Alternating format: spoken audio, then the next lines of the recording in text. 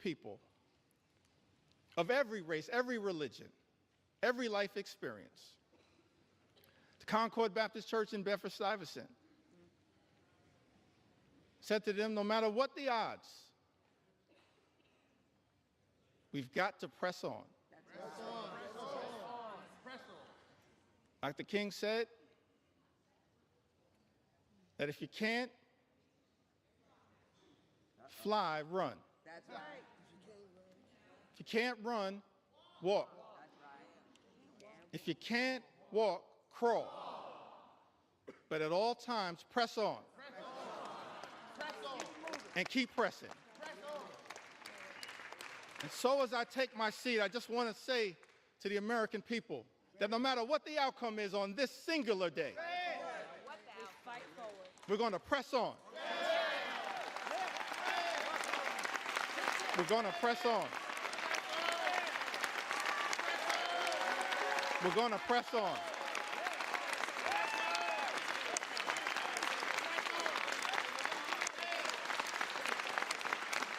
We're going to press on for our children, press on for our seniors, press on for our veterans, press on for our unions, press on for our farmers, press on for our dreamers, press on for working class Americans, press on for the middle class, press on for all who aspire to be part of the middle class, press on for the poor, press on for the sick, press on for the afflicted, press on for the least, press on for the lost, press on for the left behind, press on for the rule of law, press on for the American way of life, press on for democracy. We're going to press on until victory is won. I yield back.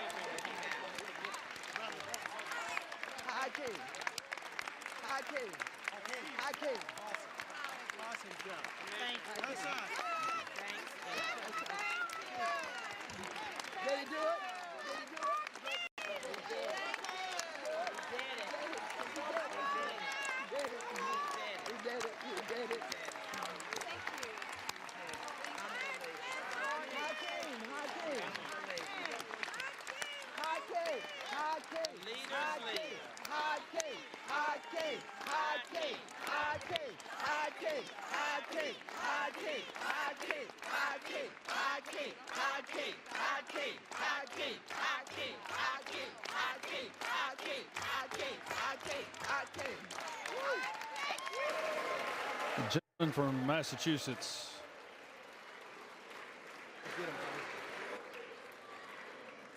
Stay in. You don't need to take an hour. This gentleman from Massachusetts. 8 hours. Yeah.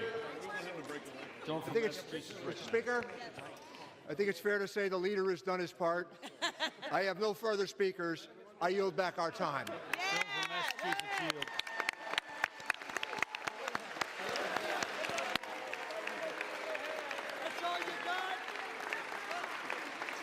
Gentleman from Missouri is recognized for 1 minute. You have 2 minutes remaining. Mr. Speaker, could we have order? The House will be in order.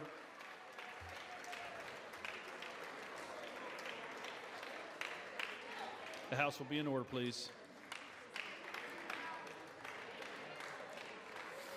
The House will be in order, please. Thank you. Gentleman from Missouri is recognized for 1 minute. You have 2 minutes remaining.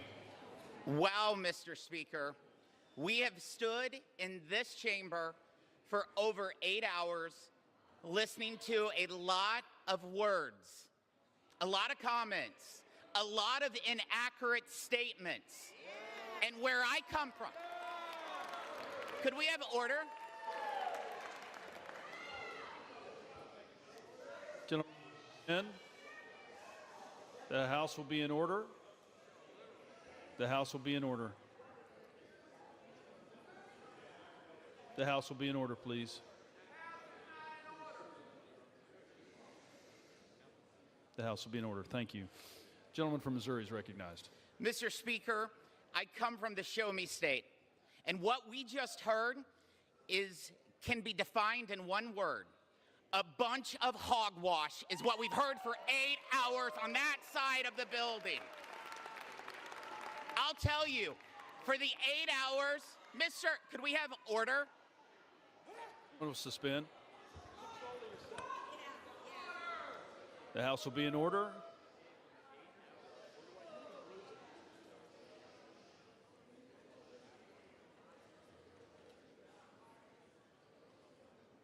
Thank you.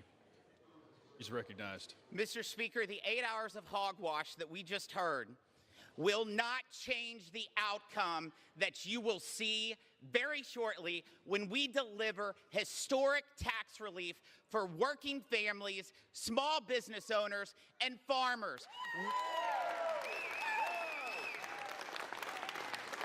Mr. Look. Yeah. Mr. Speaker, I yield 1 minute to our great Speaker of the House, Mr. Mike Johnson.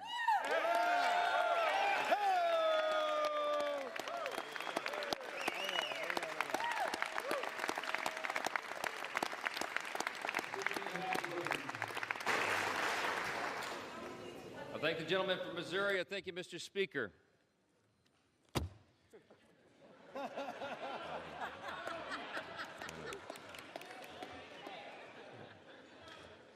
You know, Ronald Reagan said one time that no speech should be longer than 20 minutes, and unlike the Democrat leader, I'm going to honor my colleague's time and be a little more brief than that, all right?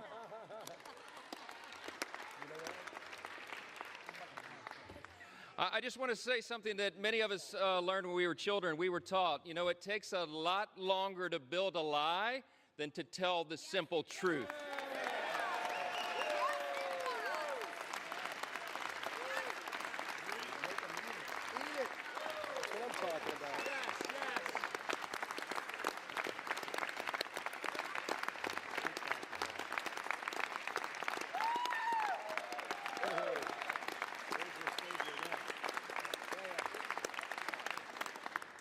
My friends and colleagues on both sides of the aisle, we've waited long enough. Some of us have literally been up for days now.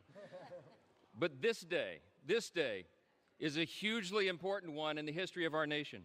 We have a big job to finish, and that's why we're here on the week of July 4th, just a day before now, America's birthday. It was on that fateful day, as the Democrat leader acknowledged, that our founders pledged their lives and their sacred honor to this grand experiment in self-governance that we are now here to steward. It's an experiment that falls to us to guard and to protect it. We take that very seriously on this side of the aisle. In just a few moments, we will remind the world why the American experiment still endures today and why its best days are still ahead of us. Yeah.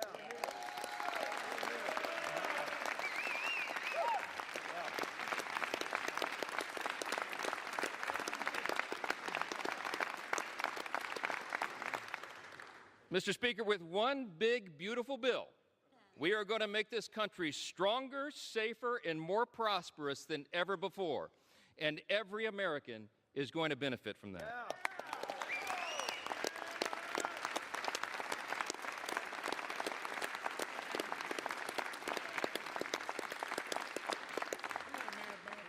Today, we are laying a key cornerstone of America's new golden age. Now listen, we have a few words of gratitude first. Scripture's been cited a lot this morning, I think mostly out of context, but what I will say, one thing that we know about Scripture is that we're supposed to give honor where honor is due, and that's what we do on this side of the aisle. I want to thank every single member of the House Republican Conference for pouring their time and their heart and their expertise and experience into this process. I want to thank all of our amazing staff members, all of them. Yes.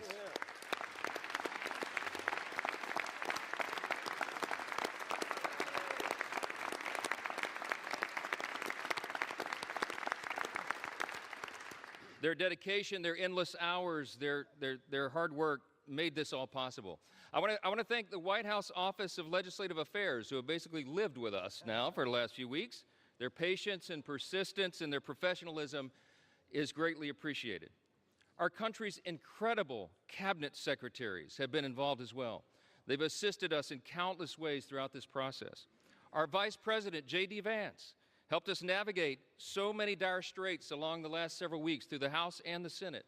And of course, our bold, visionary, fearless President, Donald J. Trump,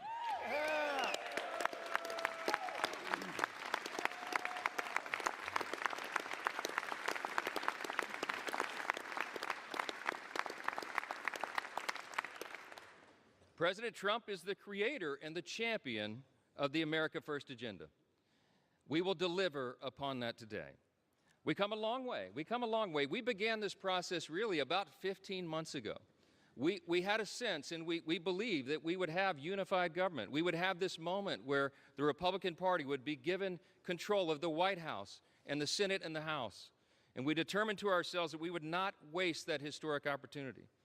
We've had spirited debates, we've had months of deliberation, and now we are finally ready to fulfill our promise to the American people. That's what we are doing today. Now, look, before I respond to the allegations from across the chamber, I just want to take us back to a day that most of us will remember so very fondly for the rest of our lives, and that's November 5th of 2024. That was Election Day, a fateful one for America. The reason that was so important, the reason it was such a turn in history is because the American people spoke with unmistakable clarity. We sensed it as we were all out campaigning. We saw that there would be a demographic shift in America, and that is exactly what the election yielded. We, in our party, had a record number of Black and African American voters come to the Republican Party. We had a record number of Hispanic and Latino voters come to the Republican Party, a record number of Jewish voters and union workers and suburban women and urban voters. They came out in record numbers to join the Republican Party and the America First agenda with President Trump.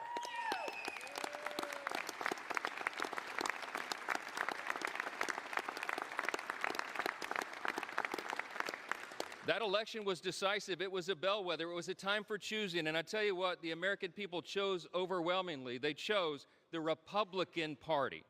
And the reason they did that, they didn't come hesitantly. They came with hopeful anticipation. You know why? Because this is not your father's Democratic Party, okay? Amen. They went so far, full speed, to the far left. And their radical, woke, progressive agenda, that nonsense that they tried to push on the people, was rejected by the people. Yeah.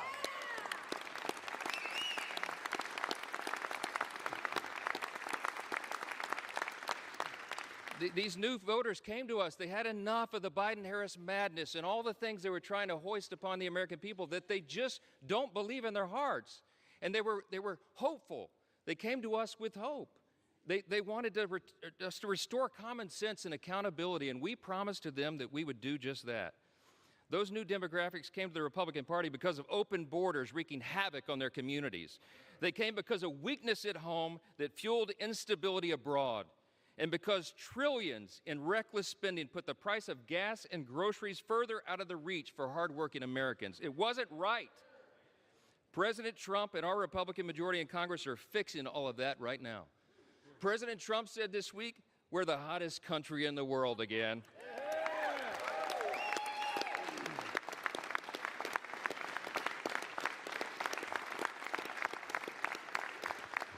My friends, that is an objective truth. Hey, listen, how about all the wins for the president and this party? Here's just a sample from the last 2 weeks.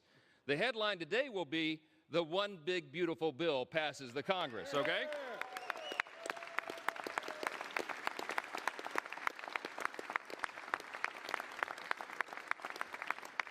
You got to hold your applause. There's too many wins. Are you tired of winning yet? No. Fourth jobs report in a row exceeds expectations. A sample of the headlines. Lowest monthly border encounters in U.S. history. We closed the border.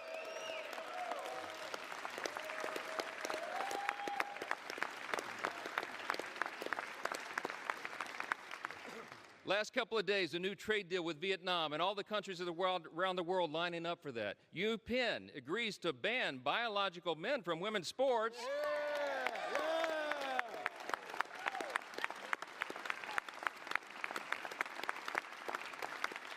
And they ought to give a personal apology to every female athlete impacted by that nonsense. Gas prices are at a 4-year low, my friends. The Air Force and Space Force both hit their 2025 recruiting goals 3 months early. Israel is agreeing to a 60-day ceasefire with Hamas. Successful strike on Iranian nuclear sites handles that problem. That's exactly right.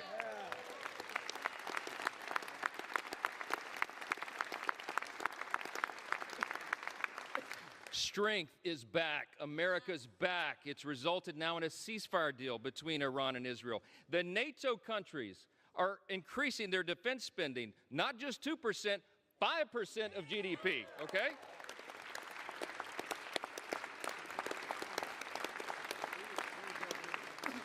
The president got in charge and got a Rwanda-Congo peace deal. The Supreme Court ended nationwide injunctions. How about that?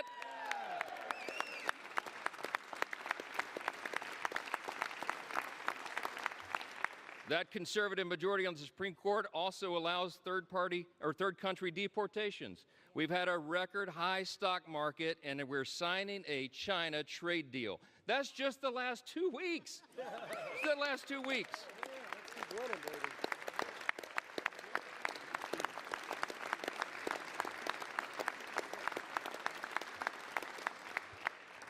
So many simple truths to share, and so little time to do it, because I want everybody to have a break here. But I just want to say this. It's really nice to hear my Democrat colleagues suddenly take an interest in working Americans again. Did you pick up on that theme today? Let's be clear. Working Americans stopped trusting Democrats a long time ago. That is a fact. They're looking to this side of the chamber. They're looking to the Republican Party and our principles to deliver the relief and the reform that they have long demanded and they most certainly deserve.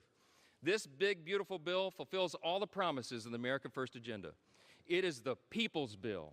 It is made for and shaped by the most diverse coalition of American voters in American history.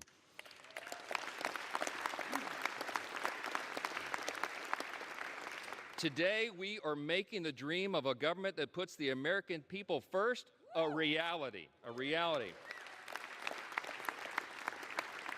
I would need this entire notebook to tell you all the great things in the big, beautiful bill. It is aptly named, but I'll just tell you a couple of the highlights. Record tax cuts for hardworking Americans.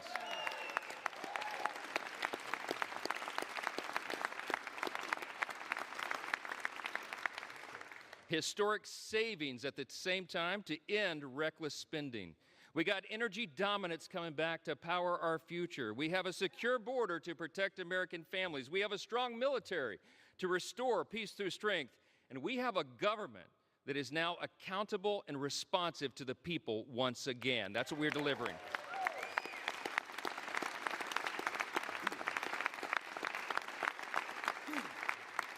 For everyday Americans, this means real, positive change that they can feel, and they will feel much more when this bill is done. Families back home will have real relief, an average of $10,000 in their pockets, thanks to the largest working and middle-class tax cut in the history of this great nation. That's what we're doing today.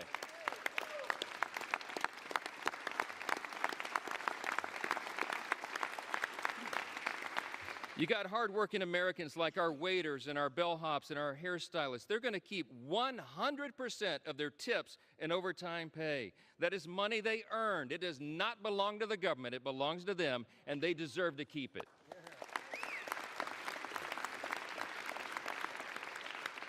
Small businesses that want to build and expand new factories, you know what they could do now? They can write off 100% of their investment.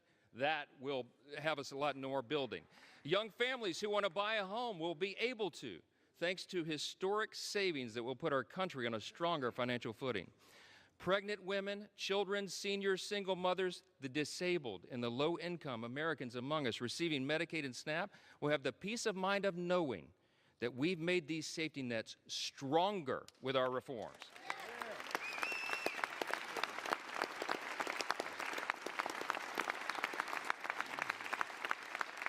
See, when Republicans are in charge, we bring common sense. We're going to make sure that Americans who do need and deserve those critical programs won't have to compete against people who can work but choose not to do so. That's not right.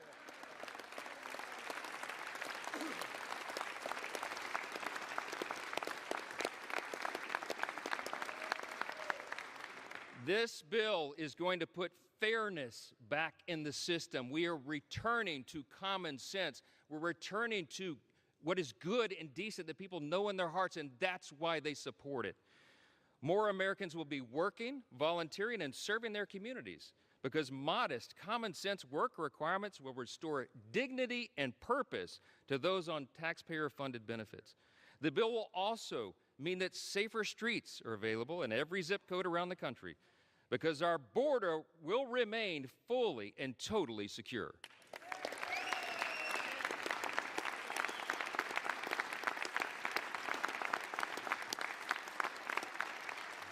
The Republican Party stands for law and order, and this is the side that stands with law enforcement, the brave men and women who are on the front line.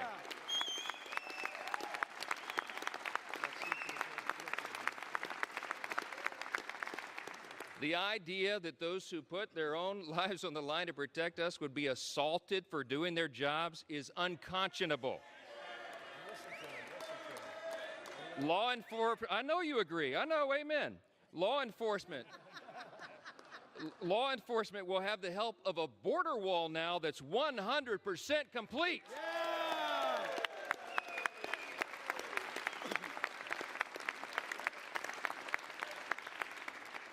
Our immigration enforcement officers will get a boost from more manpower and resources and detention space so that detained illegal aliens are not released back into the streets like they were for the last 4 years.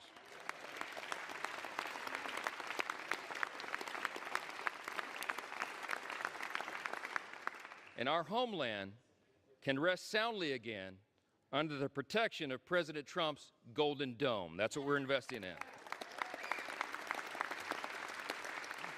Look, any of these individual achievements would be historic victories for a Republican Congress or any Congress. And today we're delivering on all of them in one big, beautiful bill. That's what Americans can count on when we pass this legislation, and that's exactly what Democrats will vote to oppose today. That's a fact. We didn't write this bill for the Democratic Party or the elites or the media. This bill is for hard-working Americans, and they deserve it.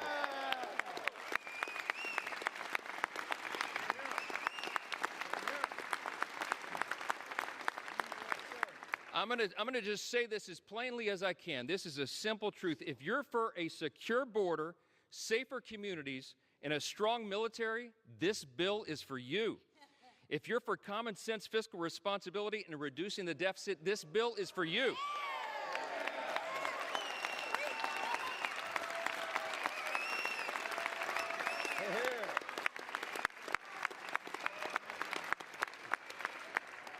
If you're for fair and lower taxes, bigger paychecks, affordable gas and groceries, and restoring dignity to hard work, this is the bill for you.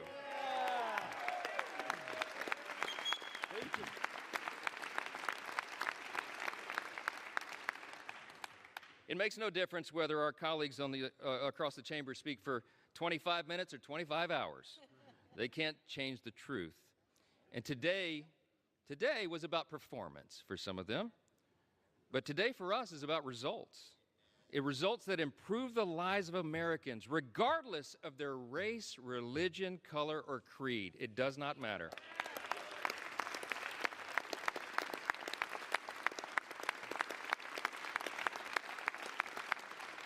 I tell you what, Ronald Reagan used to remind us you can always trust the American people, and we do trust the American people, and they can discern the difference. What they saw on display here today is that Democrats deliver performances and Republicans deliver results.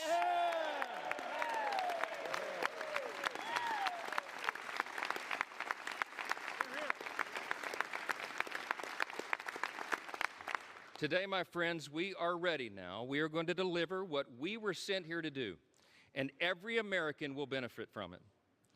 In 1793, just steps from where we stand today, President George Washington laid the first cornerstone of the United States Capitol. Over 50 years later, on July 4th again, members of this body gathered once again to lay a second cornerstone. Once more on July 4th, at the height of the Cold War, Congress laid a third cornerstone. And this week, with this vote today, on our nation's birthday being tomorrow, we lay a fourth. With this bill, we can vote as stewards of that great legacy that we have inherited in this extraordinary nation that we are blessed to live in.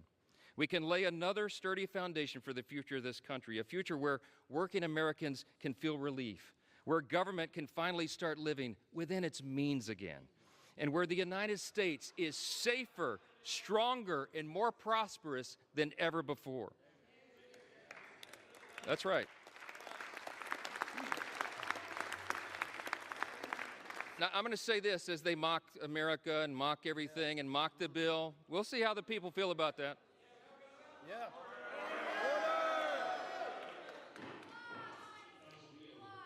So listen, seriously, as friends and colleagues, really, across the aisle, what we celebrate tomorrow is the nation's birthday. Let's put the politics aside for a minute, and let's reflect on our blessings. No kidding, really. Tomorrow is the 249th birthday of our nation, and that's right.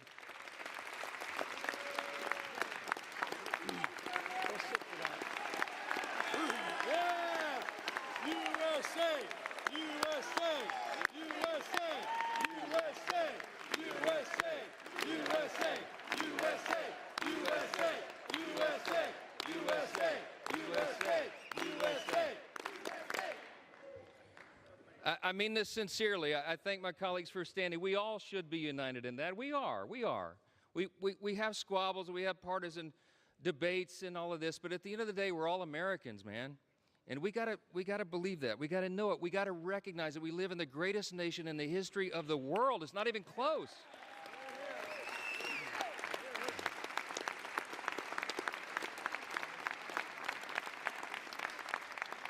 My friends and colleagues, we are so blessed. We should not take it for granted. We live in the most free, the most successful, the most powerful, the most benevolent nation that has ever been on the face of the earth. And there's a reason for that. The reason that we are the greatest nation is because we were built on the ultimate foundation. And the bold declaration that my friend Hakeem Jeffries articulated earlier is true. We unite under that. The bold declaration that we do hold these truths to be self-evident. What is a self-evident truth? It's something that's obvious. We hold these truths to be self-evident that all men are created equal. It does not say born equal, it says created equal. And that it is our Creator, yes. It is our Creator that gives us our rights. See, the powerful thing about that is we're the first nation in the history of the world that acknowledged that our rights do not derive from government. They come from God Himself.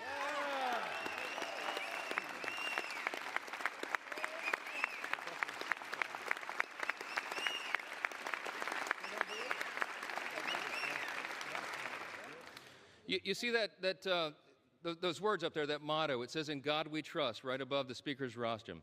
You know, a previous Congress put that there in the early 60s in the height of the Cold War. There's a little visitor's guide that people get when you do tours late at night. You've probably seen your constituents and visitors and friends get the guide. If you turn, I think it's about to page 21. It explains why that's there. And it says, Congress voted to put that there as a rebuke to the Soviets' worldview at the height of the Cold War. Why?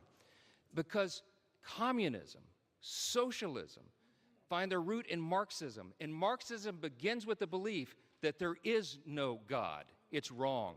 And this Congress made us stand those many years ago, and we should do it again. We're different, we're distinct, we're exceptional, because we acknowledge that right there, our motto.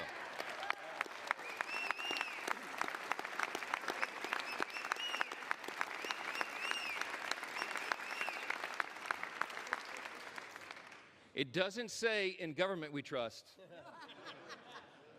It says in God we trust. And we better remember that.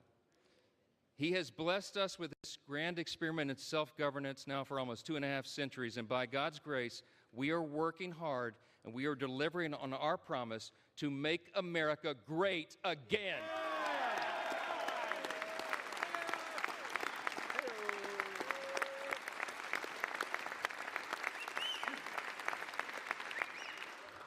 This is without a doubt the most important vote of this Congress, and I think this may be the most important vote that any of us take in our entire lifetimes. And everybody better remember it, however you vote today. My friends, the President of the United States is waiting with his pen. The American people are waiting for this relief. We've heard enough talk. It's time for action. Let's finish the job for him. Vote yes on the bill.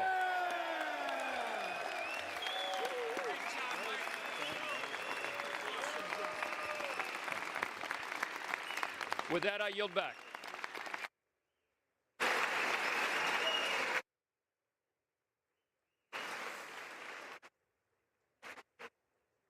The gentleman yields, and all time for debate has expired.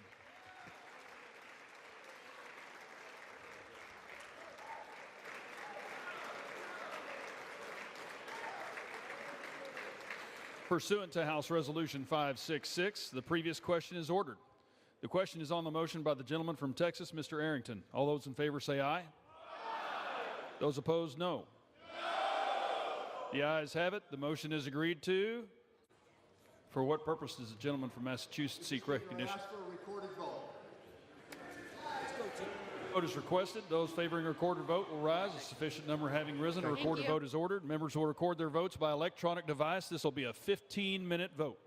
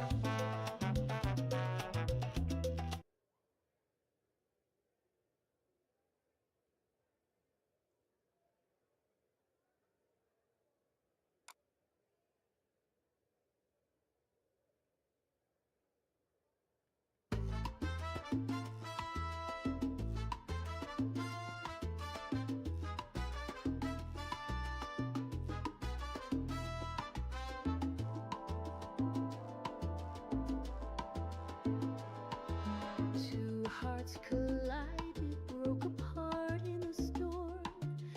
Whispers in shadows left dreams unworn. Dust on the letters we promised to keep. Stars in the haze where our memories sleep. Lost in the haze where the echoes collide. Searching for answers in the tears that we hide. Bound by a love that time couldn't erase. But fate tore us under, lost in the haze.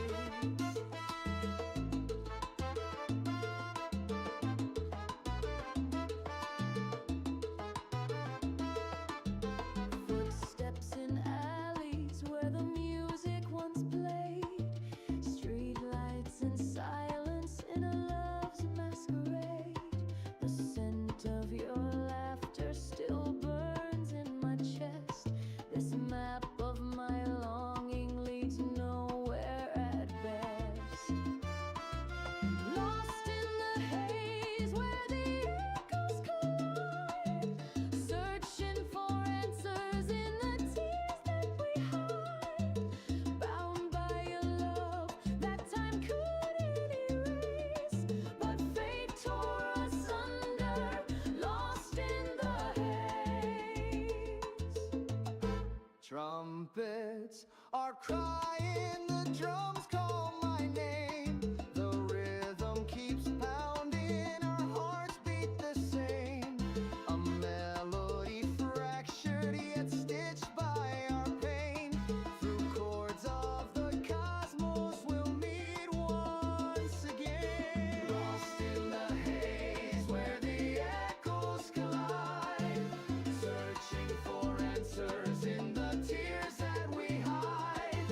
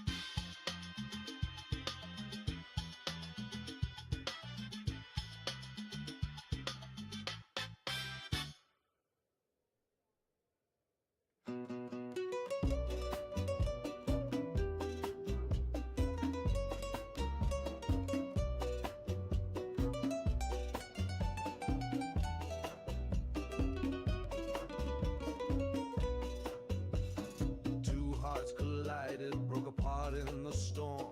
Whispers in shadows left dreams underworn. Dust on the letters we promised to keep. Stars in the haze where our memories sleep. Lost in the haze where the echoes collide, searching for answers in the tears that we hide. Bound by love that time couldn't erase, but fate tore us under, lost in the haze.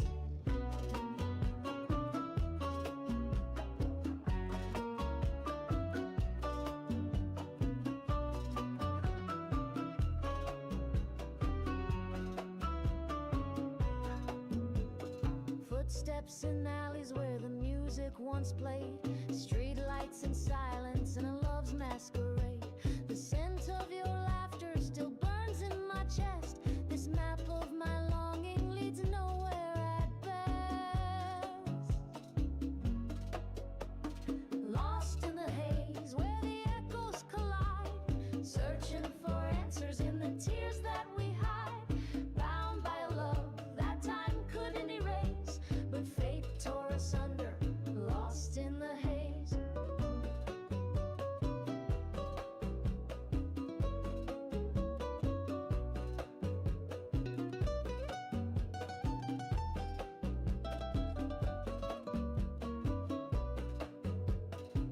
Trumpets are crying, the drums call my name. The rhythm keeps pounding, our hearts beat the same. A melody fractured yet stitched by our pain. Through chords of the cosmos we'll meet once again. Lost in the haze where the echoes collide, searching for answers in the tears that we hide. Bound by a love that time couldn't erase, but fate tore us under, lost in the haze.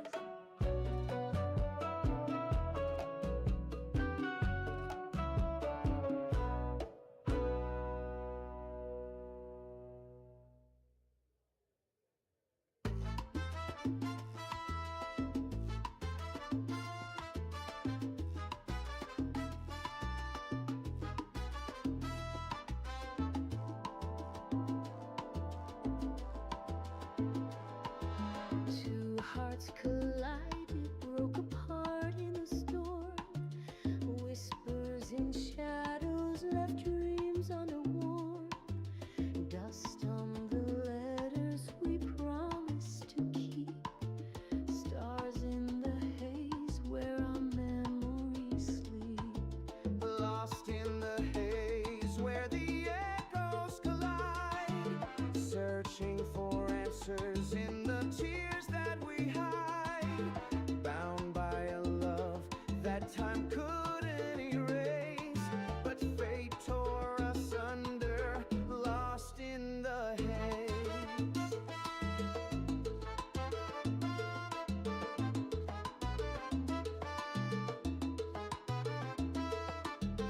Footsteps in alleys where the music once played, street lights in silence in a love's masquerade.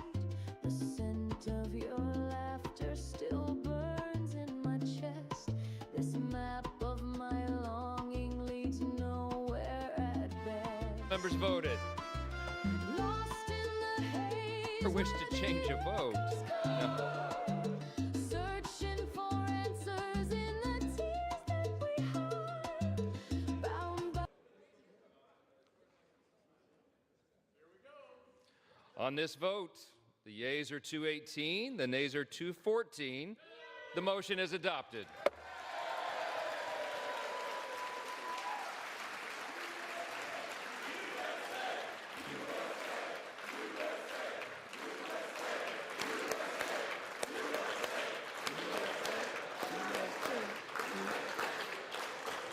Without objection, the motion to reconsider is laid on the table.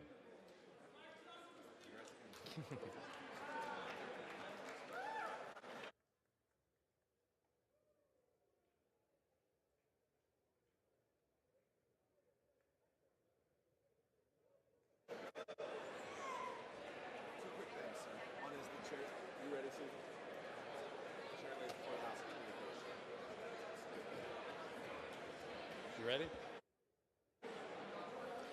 The chair lays before the House a communication. The Honorable Speaker, House of Representatives, sir. Pursuant to the permission granted in Clause 2H of Rule 2 of the Rules of the U.S. House of Representatives, the clerk received the following message from the Secretary of the Senate on June 27, 2025 at 3:36 p.m. that the Senate passed Senate 98, Senate 257, that the Senate agreed to relative to the death of Frederick W. Smith, Senate Resolution 308, appointments, Board of Visitors of the U.S. Military Academy. Signed sincerely, Kevin F. McCumber, Clerk. Do I have to do? To Clause 13 of Rule 1, the House stands adjourned until 10 a.m. on Monday, July 7, 2025.